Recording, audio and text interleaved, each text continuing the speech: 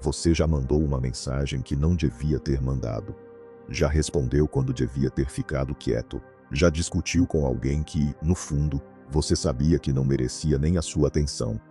E depois ficou com aquela sensação, não de raiva, de vergonha. Porque você perdeu o controle. E a pior parte, a outra pessoa sabia exatamente o que estava fazendo. Existe um tipo de pessoa que aprendeu muito cedo como te desestabilizar.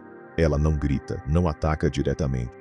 Ela planta uma palavra, uma frase dita no momento errado, um silêncio dela calculado, preciso. E espera você explodir.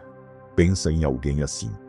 Pode ser alguém que você amou, pode ser um familiar que te conhece desde criança e sabe exatamente onde apertar, um colega que encontra sempre a hora certa de dizer a coisa errada. E quando você reage, quando você manda aquela mensagem às 2 da manhã, quando você levanta a voz no momento em que jurou que não ia perder a calma, quando você começa a se explicar, a se justificar, a tentar provar alguma coisa, você acabou de dar a ela exatamente o que ela queria. Prova de que ainda tem poder sobre você. Imagina uma fechadura antiga, pesada, de metal frio, e a outra pessoa tem a chave. Toda vez que você reage, você está apontando para a fechadura e dizendo, está aqui. E ela vai continuar usando essa chave enquanto você continuar deixando. Mas aqui está algo que a maioria nunca para pensar de verdade. Não é culpa dela ter a chave. O problema é que você, sem perceber, entregou. E essa é a parte que dói. Não porque você é fraco, mas porque você é humano. E todos os humanos têm pontos de pressão. A questão nunca foi se você tem. A questão é quem sabe onde eles estão. Aqui está a verdade que a maioria não quer ouvir. O problema nunca foi completamente a outra pessoa. O problema é o que acontece dentro de você quando ela age. Você não perdeu o controle porque ela é poderosa. Você perdeu o controle porque, em algum lugar dentro de você, ainda existe uma ferida que quer ser validada. Uma parte que quer ser compreendida. Uma parte que ainda acredita que, se você explicar de um jeito diferente, dessa vez ela vai entender. Essa parte de você é real e não tem nada de errado nela. Mas ela precisa ser vista com clareza. Porque é exatamente ela que está sendo usada contra você. Me conta aqui nos comentários, lembra de uma situação onde você reagiu e imediatamente soube que não deveria ter reagido? O que você sentiu depois? Uma frase é suficiente. Eu leio cada comentário. Existe uma estrutura no seu cérebro chamada amígdala. Pensa nela como um alarme de incêndio instalado no centro de um edifício. O trabalho dela é simples: detectar ameaças e disparar uma resposta imediata. Ela não raciocina, não avalia contexto, não pergunta se a ameaça é real ou imaginada. Ela reage. E reage em milissegundos, muito antes que a parte racional do seu cérebro tenha tempo de processar o que está acontecendo. Então, quando alguém te provoca com uma frase certeira, quando alguém usa exatamente as palavras que te machucam, sua amígdala interpreta aquilo como uma ameaça real, como se a sua sobrevivência estivesse em jogo.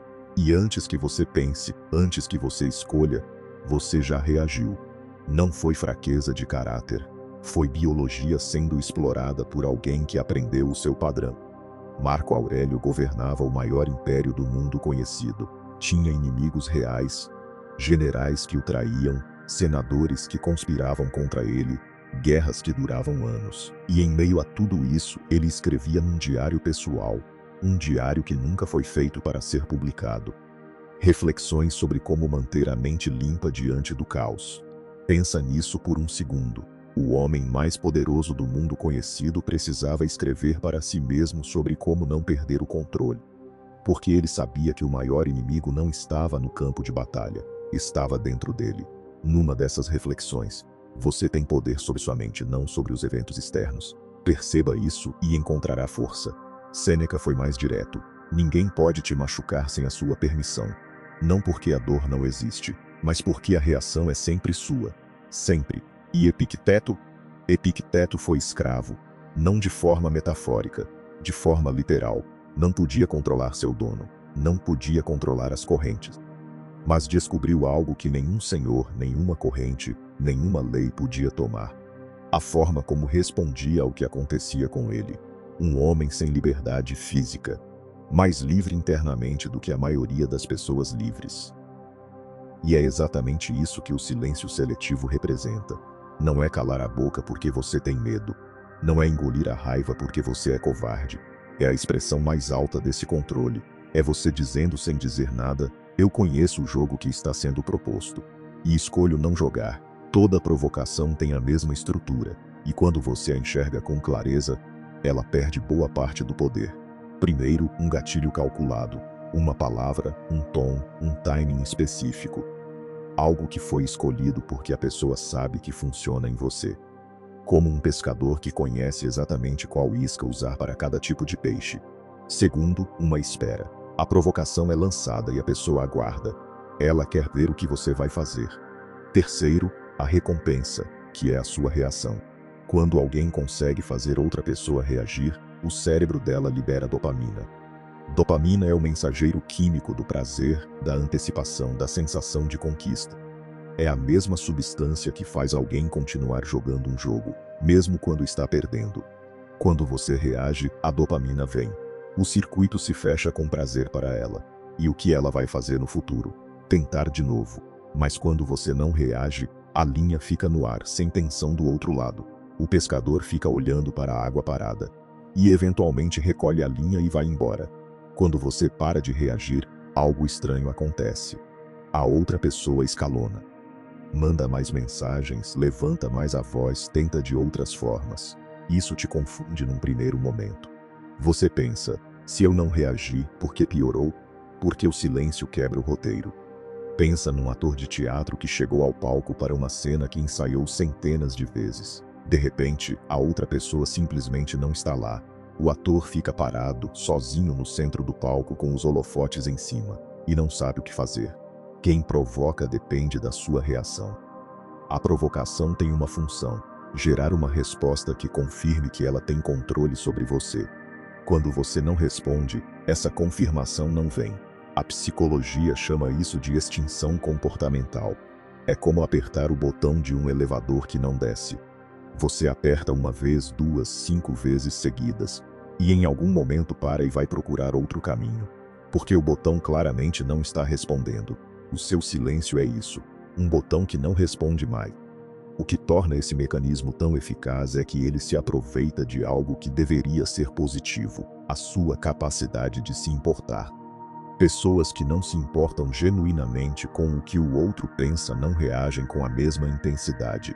Elas têm menos a perder nessa dinâmica porque investiram menos no relacionamento. Você reage com intensidade porque se importa. E esse cuidado, que é uma das suas qualidades mais reais, é exatamente o que está sendo explorado. O instrumento mais sensível é também o mais vulnerável ao ruído. A questão não é eliminar a capacidade de se importar. É calibrar com quem e com o que direcionar esse cuidado. Marco Aurélio não deixou de se importar com os que governava. Continuou se preocupando profundamente com o bem-estar do império, com as decisões que tomava, com o caráter que mantinha. O que ele aprendeu a não fazer foi deixar que o comportamento de quem não merecia atenção determinasse o estado interno a partir do qual tomava suas decisões mais importantes. Existe uma distinção que o estoicismo faz que é especialmente relevante para o tema do silêncio. A diferença entre reagir e responder. Reagir é automático, é a amígdala no controle, é o alarme que disparou antes do raciocínio ter chance de agir. Responder é consciente, é o córtex pré-frontal avaliando se a situação merece energia, é a escolha deliberada de como ou se engajar. E a diferença entre os dois não está no comportamento externo. Está em quem estava no controle quando o comportamento aconteceu. A ideia de que silêncio é passividade ou fraqueza é uma das confusões mais custosas que existe. Quem criou essa associação foram as mesmas culturas que associam explosão emocional com paixão e intensidade com relevância. Mas observe o que está por baixo dessas equações. Quem explode está sendo movido por algo de fora. Quem escolhe o silêncio está sendo movido por algo de dentro. E o que vem de dentro é o único que você controla completamente. A anatomia da provocação, quando você começa a reconhecê-la em tempo real, muda completamente a experiência de ser provocado. Em vez de sentir o golpe e reagir antes de pensar, você começa a notar o gatilho ainda chegando. vê o timing calculado, percebe a espera que vem depois. E essa percepção não elimina a emoção, mas cria um espaço, por menor que seja, entre o que chegou e o que você vai fazer com isso. E é nesse espaço que a escolha existe. O músico que toca sempre a mesma nota para te fazer dançar, pode tocar quantas vezes quiser. Mas quando você para de dançar para aquela nota, ele precisa tentar outra coisa. E essa outra coisa geralmente é a escalada, que parece assustadora no início, mas é na verdade o sinal de que o roteiro antigo não está funcionando mais. A escalada não é evidência de que você errou ao parar de reagir. É evidência de que o comportamento de provocar está tentando sobreviver à extinção. Existe algo sobre a clareza que vem com o tempo de praticar o silêncio seletivo que é difícil de descrever antes de experienciar. Você começa a ver certas dinâmicas com uma nitidez que antes era impossível porque estava completamente dentro da reação. De dentro da reação, a situação parece urgente, parece que exige resposta, parece que o silêncio seria fraqueza ou conivência. De fora da reação, a situação frequentemente parece o que realmente é, alguém precisando de uma resposta sua para confirmar que tem poder sobre você. E existe algo sobre o momento em que você escolhe o silêncio pela primeira vez e mantém, que tem uma qualidade específica de satisfação que nenhuma vitória numa discussão poderia oferecer. Porque a vitória numa discussão ainda dependia da discussão. Ainda dependia da participação do outro lado. O silêncio seletivo é uma vitória que você tem inteiramente sozinho. Uma vitória sobre o mecanismo de dentro, que é o único inimigo que importa. Existe algo sobre a escalada que acontece quando você para de reagir que precisa ser nomeado antes de acontecer. Porque quando acontece e vai acontecer, parece que a situação piorou. A pessoa manda mais mensagens, levanta a voz, tenta outras formas, e você pode interpretar isso como evidência de que o silêncio foi a estratégia errada. Mas é o oposto. A escalada é o sinal de que o roteiro antigo foi perturbado. É o comportamento tentando sobreviver à extinção antes de se apagar, e a única coisa que o mantém vivo é uma resposta da sua parte. O princípio estoico de que só o que está sob o seu controle merece energia tem uma aplicação específica para o tema da provocação. A intenção de quem provocou não está sob o seu controle. O efeito que as palavras tiveram não está sob o seu controle. O que a pessoa vai pensar do seu silêncio não está sob o seu controle. O que está completamente sob o seu controle é o que você faz nos próximos 90 segundos, depois que o impulso de reagir aparecer. E é exatamente aí que toda a diferença existe. A imagem do cirurgião em emergência tem uma implicação prática que vai além da metáfora. Em situações de alta pressão, o que determina o resultado não é a intensidade emocional de quem está no centro. É a qualidade das decisões tomadas no estado de maior clareza possível. E o estado de maior clareza possível não é o que existe imediatamente depois de uma provocação. É o que existe depois de 90 segundos. Depois que o cortisol começou a cair e o córtex pré-frontal voltou a funcionar com mais eficiência. E existe algo sobre o longo prazo do silêncio seletivo que vale nomear como ponto de chegada do primeiro script. A pedra no rio não é sólida apenas porque resistiu a uma onda. É sólida porque é a natureza da pedra, e a estabilidade que você está construindo com cada escolha de silêncio não é uma armadura que você usa em batalhas específicas. É quem você está se tornando. Uma pessoa que não precisa de explosão para comunicar presença. Que não precisa de reação para demonstrar que importa. Cujo silêncio, por si só, fala. Existe algo sobre o silêncio que os estoicos praticavam que é diferente do silêncio passivo de quem não sabe o que dizer. Marco Aurélio escolhia o silêncio diante de ataques e provocações não por falta de argumentos. Tinha mais recursos retóricos do que a maioria dos que o atacavam. Escolhia o silêncio porque entendia que certos debates não eram sobre descobrir a verdade, eram sobre confirmar poder. E entrar num debate cuja função é confirmar poder não é participar de uma troca intelectual. É participar de uma performance onde o resultado já foi decidido antes de você abrir a boca. A ferida que existe dentro de você e que quer ser validada que quer ser compreendida pela pessoa específica que te provoca, não é um defeito a ser eliminado. É o sinal de que você investiu emocionalmente naquela relação, e o trabalho não é extirpar a necessidade de ser visto e compreendido. É redirecionar essa necessidade para lugares onde ela pode ser de fato atendida. Não porque você desistiu de ser visto, mas porque aprendeu a distinguir quem tem a capacidade de ver você de quem usa a aparência de visibilidade para manter controle. O imaginário do músico que toca a sua nota para fazer você dançar tem uma dimensão importante que é a pergunta que fecha a metáfora. Você vai continuar dançando? Não é retórica, é a questão mais prática do processo inteiro. E a resposta não é dada uma vez, é dada toda vez que a nota soa.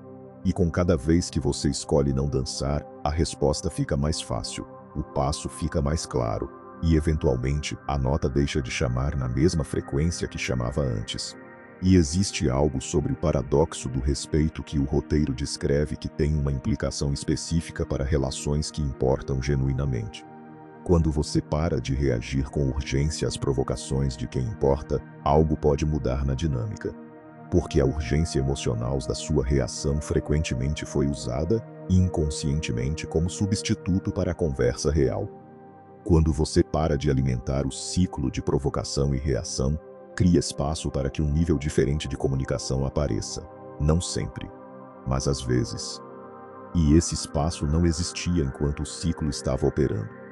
E existe algo sobre a prática do silêncio seletivo que é o ponto de chegada de tudo que foi dito aqui. O silêncio deixa de ser uma técnica que você aplica em situações difíceis e vira uma forma de estar no mundo. Não porque você ficou frio ou distante, mas porque você desenvolveu uma relação diferente com o que acontece ao redor. As palavras chegam, os gestos acontecem, as provocações aparecem, e você está lá, presente, escolhendo o que merece a sua presença. Não como esforço, como quem você se tornou. O meu silêncio fala. Sempre falou, não porque comunicou algo específico, mas porque demonstrou, com o passar do tempo, que você chegou num ponto onde precisa provar algo para quem decidiu que vai julgar de qualquer jeito não é mais onde você coloca a energia. E esse ponto de chegada não é distância, é clareza. A clareza de quem sabe que a sua atenção tem valor e que esse valor tem um destino escolhido por você. Existe algo sobre a forma como o cérebro constrói novos padrões que é especialmente relevante para esse processo. Não é sobre força de vontade num momento único, é sobre repetição em situações de crescente dificuldade. Você começa praticando o silêncio nas situações menores. Uma mensagem que não precisa de resposta. Uma provocação de alguém com quem o investimento emocional é menor. E vai expandindo essa capacidade para contextos mais difíceis, onde o impulso é mais forte, não de uma vez. Com paciência. Com o entendimento de que cada prática, por menor que seja, está abrindo caminho. A pergunta que o silêncio seletivo responde de forma mais eloquente que qualquer argumento é: quem está no controle aqui? Quando você reage, a resposta é clara. O estado emocional do momento, alimentado pelo que chegou de fora. Quando você escolhe o silêncio ou uma resposta deliberada, a resposta muda. Você. Não a versão de você que estava em modo de alarme. A versão que teve 90 segundos para avisar o córtex pré-frontal que o alarme disparou, mas que não havia fogo real. E essa versão que aparece depois dos 90 segundos é a que toma decisões que você vai respeitar amanhã. E a estabilidade que emerge dessa prática ao longo do tempo tem uma qualidade que o estoicismo chama de hegemonikon, o princípio governante da alma. A faculdade que, quando cultivada, permite que você observe o que está acontecendo ao redor. Avalie com clareza o que merece resposta e haja a partir desse centro em vez de ser movido para fora dele por qualquer estímulo que apareça. Não é insensibilidade. É a forma mais alta de presença, estar completamente aqui, escolhendo o que faz sentido a partir de dentro. Existe algo sobre o que os estoicos chamavam de proairesis, a faculdade de escolha, que é especialmente relevante aqui. Para Epicteto, era a única coisa verdadeiramente sua. Não o corpo, não os eventos, não o que outros pensavam. A proairesis, a capacidade de avaliar e escolher como responder ao que chega. E toda vez que você escolhe o silêncio em vez da reação automática, você está exercendo exatamente essa faculdade. Não a deixando ser sequestrada pelo alarme da amígdala que chegou antes do raciocínio. Você está sendo, no sentido mais estoico da palavra, livre.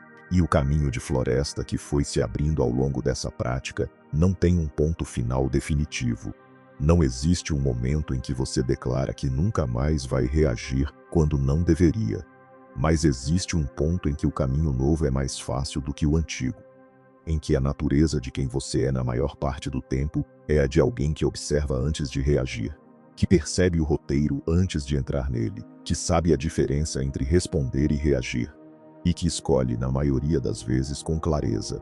O meu silêncio fala, e com o tempo, fala cada vez mais alto, não para quem provoca, para você, como a voz mais confiável que existe. Começando com os próximos 90 segundos. Marco Aurélio não respondia a todos que o atacavam. Sêneca não justificava a existência para quem não queria compreendê-la. Epicteto não suplicava a compreensão de quem nunca teria capacidade de oferecê-la. Eles simplesmente continuavam, construindo, pensando, vivendo, como pedras no meio do rio, inabaláveis. Silêncio seletivo não é sobre ignorar o mundo, é sobre escolher com precisão o que merece a sua presença. E a próxima vez que a provocação chegar, você já tem uma ferramenta. 90 segundos. Observe a onda. E depois decida. A questão não é se você vai ser provocado de novo. Você vai. A questão é quem você vai ser quando isso acontecer. E a resposta a essa pergunta está sendo construída agora.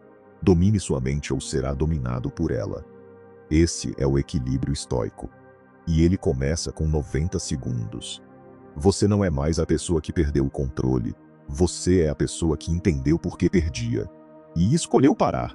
E essa escolha de não perder o controle porque você entendeu de onde o impulso vinha, é a mudança que dura.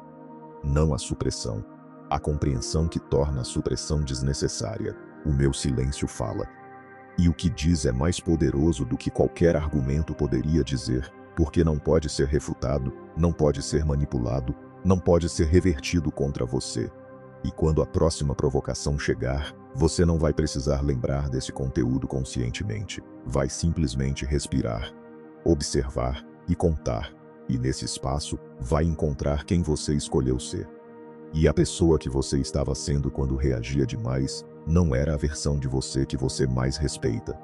A que está sendo construída com o silêncio, com o tempo e com as escolhas repetidas e ela está chegando. Começa, agora. Com o próximo impulso, com os próximos 90 segundos, com a observação do que chega antes de agir sobre o que chegou. E a versão de você que escolheu isso está chegando. Construída 90 segundos de cada vez, não de uma vez, com prática. E a prática começa hoje, agora, 90 segundos. É genuinamente tudo que separa quem você era de quem você está se tornando com essa prática.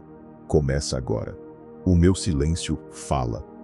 Se algo do que foi falado aqui chegou em você, se você se reconheceu nessa fechadura que entregou sem perceber, eu te convido a conhecer o método Devagar Tudo Muda. É um caminho de desenvolvimento emocional que vai te ajudar a entender genuinamente de onde vêm os pontos de pressão que ainda estão sendo usados contra você, a separar a reação automática da escolha consciente e a construir com cuidado genuíno e com a consistência que esse processo pede, um silêncio que não é supressão, mas presença real que comunica solidez. O link está na descrição desse vídeo. Se esse conteúdo chegou onde devia, compartilha com alguém que você sabe que precisa ouvir isso.